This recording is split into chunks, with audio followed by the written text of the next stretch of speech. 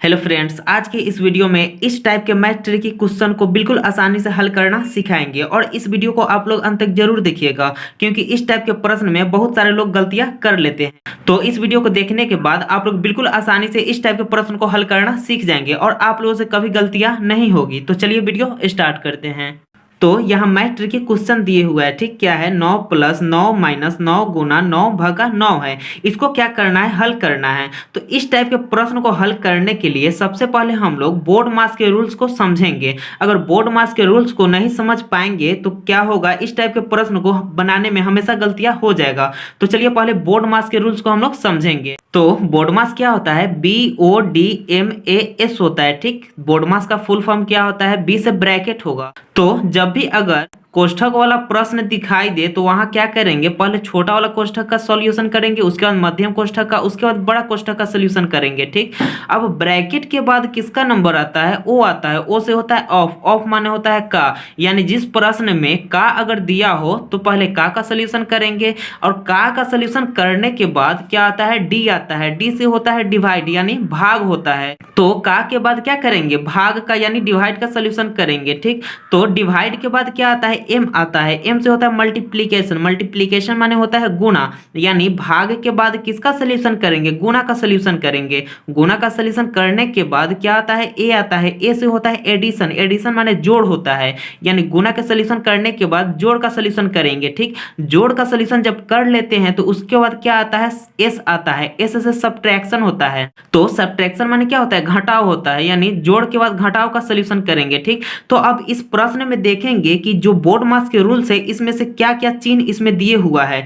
तो यहाँ भाग है, गुना है, माइनस है और जोड़ है, यानी इस प्रश्न में ये 4 चिन्ह दिए हुआ है। तो इस चारों चिन्ह के सहायता से हम लोग क्या करेंगे? इस क्वेश्चन को सॉल्व करेंगे। तो चलिए अब क्वेश्चन को सॉल्व कर लेते हैं। तो देखेंगे चारों में से पहले कौन आता है। तो चारों में से पहले क्या आता है? भाग का साइन होता है, यानी डिवाइड का साइन होता है। तो डिवाइड का साइन कहाँ दिए हुआ है? यहाँ दिए हुआ है, यानी ये अभी सॉल्व नहीं होगा, सिर्फ इस दोनों का सॉल्व करेंगे क्योंकि इसके बीच में क्या दिए हुआ है? भाग का साइन दिए हुआ है। तो चलिए अब जो जैसे है वैसे लिख देते हैं और इसका पहले सॉल्यूशन कर लेते हैं। तो सॉल्यूशन करने के लिए क्या करेंगे? यहाँ 9 + 9 - 9 गुना, अब इसके बाद यहाँ भाग का सॉल्यूशन कर रहे हैं तो भाग का सॉल्यूशन करेंगे तो कैसे होगा? 9 में जब 9 से भाग देंगे तो एक बार में कटेगा क्योंकि 9 एकम 9 होता है। तो यहाँ क्या हो जाएगा? 1 हो जाएगा।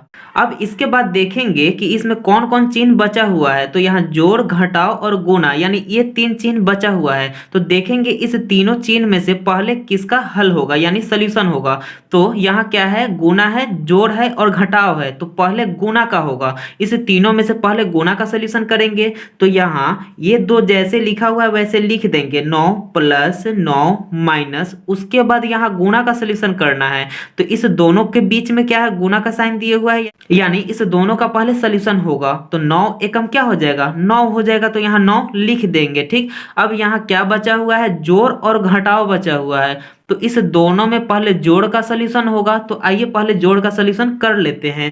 तो यहाँ जोड़ में कौन कौन दिए हुआ है? ये 9 प्लस में है, यानी जोड़ में है, और ये 9 से पहले कोई भी चिन्ह नहीं लगा हुआ है, यानी ये भी जोड़ में है, यानी प्लस में है। तो क्या करेंगे? इस 9 और इस 9 को जोड़ देंगे। तो 9 और 9 कितना हो जाएगा? 18 हो जाएगा। तो यहाँ 18 लिख देंगे, ठीक। उसके बाद माइनस का चिन्ह है तो माइनस का चिन्ह देंगे। अब यहाँ 9 है तो 9 लिख देंगे। अब यहाँ आखिरी में क्या है? घटाव का चिन्ह दिए हुआ है, यानी सिर्फ इसमें घटाव का चिन्ह बचा हुआ है। तो क्या करेंगे? 18 में से 9 को घटा लेंगे, यानी 18 में से जब 9 को घटाए हैं तो कितना आ गया है? 9 आ गया है। यानी इस प्रश्न का आंसर कितना निकल कर आ गया? 9 आ गया। यही इसका क्या हो गया? आंसर हो गया। तो चलिए आप लोग भी इस टाइप के प्रश्न को बिल्कुल आसानी से इसी प्रकार से बोर्ड मास के रूल्स से सॉल्व कर सकते हैं। अब आइए इसी पे एक और क्वेश्चन को लेकर और अच्छे से समझते हैं।